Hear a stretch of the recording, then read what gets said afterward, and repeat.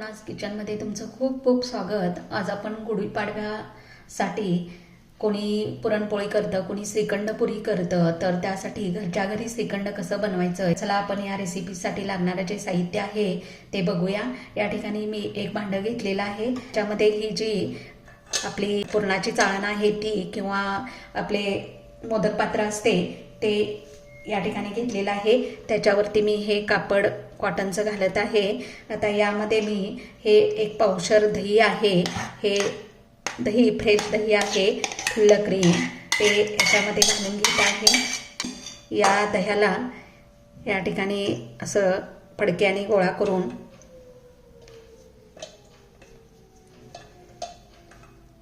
हे एका कापडात बांधून अशी गाठ मारून ठेवायचं आहे। तर या ठिकाणी तुम्ही बघू शकता आता ह्यातलं हे पाणी निघायला चालू झालेलं आहे। तर हे बांधलेलं जे दही आहे हे असंच आपल्याला 5 तास फ्रीजमध्ये ठेवायचं आहे।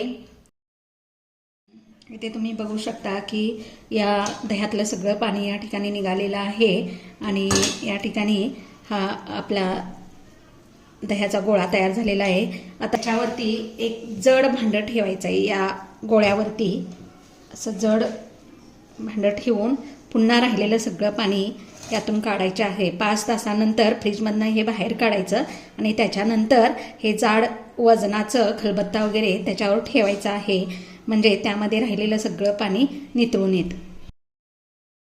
तर इथे तुम्ही बघू शकता की हे जे आपण श्रीखंड तयार करायला ठेवलेलं होतं त्याच्यावरती वजन ठेवलेलं आहे, ते आता आपण वजन काढून ठेवणार आहोत। या ठिकाणी कापडामध्ये मी जे आपलं दही होतं ते कंप्लीट पाणी नितळलेलं आहे आणि तुम्ही बघू शकता या ठिकाणी मस्त असं आपलं एक प्रकारचं पनीर तयार झालेलं आहे। आणि आता मी हे पनीर या चाळणीवर ठेवत आहे आणि हे खाली जे पाणी दह्यातलं निघालेलं आहे ते या ठिकाणी तुम्हाला जर हे पाणी वापरायचं असेल तर याच्यामध्ये दही घालून तुम्ही कढी करू शकता।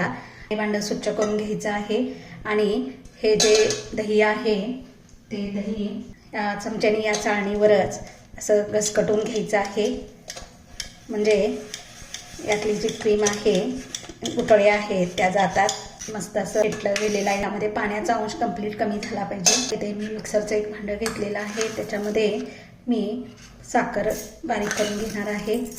आता मी साधारणतः 3 चमचा साखर घेतली, तर यामध्ये वेलचीही घालत आहे। वेलची फार घालायची नाही आणि याच्यामध्ये मी या ठिकाणी हे जायफळ खिसून याच्यामध्येच घालत आहे। आपण सगळं मिक्सरला बारीक करून घेणार आहोत। आपण साखर बारीक करून घेतलेली आहे, याच्यामध्ये मिक्स करायचे आहे।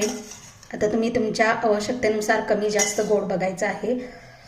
हे यामध्ये चांगलं फेटून घ्यायचं आहे। तुम्ही बघू शकता मग अशी किती कोरडं होतं, आता ह्याला थोडंसं पाणी सुटायला लागलेलं आहे। ते मी थोडे काजू बदाम या ठिकाणी भिजवून घेतलेले आहेत, तर ते मिक्सरच्या भांड्यात टाकत आहे। काजू बदाम पिस्ते ऑप्शनल आहेत, तुमच्याकडे जर पिस्ते नसतील तर तुम्ही काजू बदाम घालू शकता। यामध्ये मी ही दुधावरची साय या ठिकाणी घेत आहे। माझ्याकडे मावा नाही आहे, मावा तुमच्याकडे जर खवा असेल तर तो खवाही त्यामध्ये वापरला तर चालतो, त्यांना खूप छान स्वाद येतो। आणि खवा जर नसेल तर आपल्या दुधावरची साय या ठिकाणी वापरली तर छानच आहे। हे मी एकसारखं बारीक पेस्ट करून घेणार आहे। इथे तुम्ही बघू शकता अशी फाईन अशी आपली पेस्ट तयार झालेली आहे, ती या क्रीममध्ये मिक्स करून घ्यायची आहे। आता पुन्हा याला जीव करून घ्यायचं आहे। हे जे केसर आहे हे केसर या दुधामध्ये घालून घेत आहे आणि हे जे केसर घातल्यानंतर हे दूध एकसारखं असं फेटून घ्यायचं आहे, म्हणजे केसरचा कलर या दुधाला येतो। आता हे सर्व मिश्रण मी याच्यामध्ये ओतून घेत आहे, हे दुधाचं पुन्हा याला फेटून घेत आहे।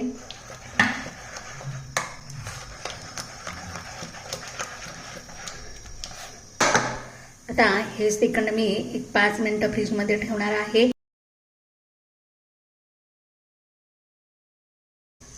येथे मी 1 वाटी गव्हाचं पीठ घेतलेलं आहे। या गव्हाच्या पिठामध्ये पुरीसाठी मी 1 चमचा बेसन घालत आहे. बेसनमुळं पुरी फुगण्यास चांगली मदत होते.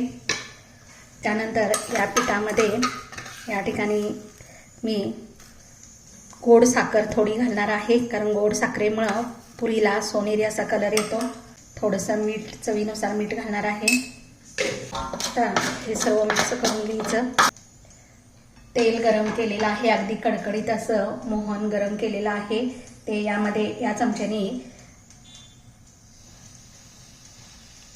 1 चमचा या ठिकाणी 1 ते 1.5 चमचा मोहन घातलेला आहे.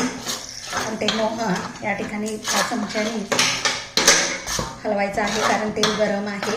असं झाल्यानंतर थोडंसं हाताने याला चोळायचं आहे. हे जे थोडं पाणी घालून याचा घट्टसर असा गोळा बनवून घेणार आहे. पाणी एकदम घालायचं नाही, कारण पुरीची कणिक ही नेहमी घट्टच मळायची असते. याला थोडंसं बोटाने अंगठ्याने प्रेस करून करून असं मळून घ्यायचं आहे. इथे तुम्ही बघू शकता आपला असा गोळा तयार झालेला आहे. इथे गॅसवर मी कढईत तेल गरम करायला ठेवत आहे. आपला हा जो पोळ्यांचा गोळा होता तो अगदी मऊसूत छान झालेला आहे.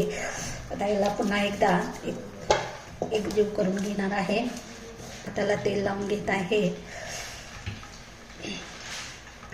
आणि जी पुरी आहे ती पोळपाटावर अगदी हलक्या हाताने या ठिकाणी अशी लाटून घ्यायची आहे. इथे गॅसवर आपलं तेलही गरम झालेलं आहे. जी पुरी आहे ही येथे तेलात सोडत आहे. गॅस हा मोठाच ठेवायचा आहे. तर तुम्ही इथे बघू शकता आपली पुरी कशी टम्म फुगलेली आहे. त्याला तेल वरून जरासं असं झारेने टाकायचं आहे. खालची बाजू भाजल्यानंतर दुसरी बाजू पलटून घ्यायची आहे. इथे तुम्ही बघू शकता आपली पुरी अजिबात तेलकट सुद्धा झालेली नाही.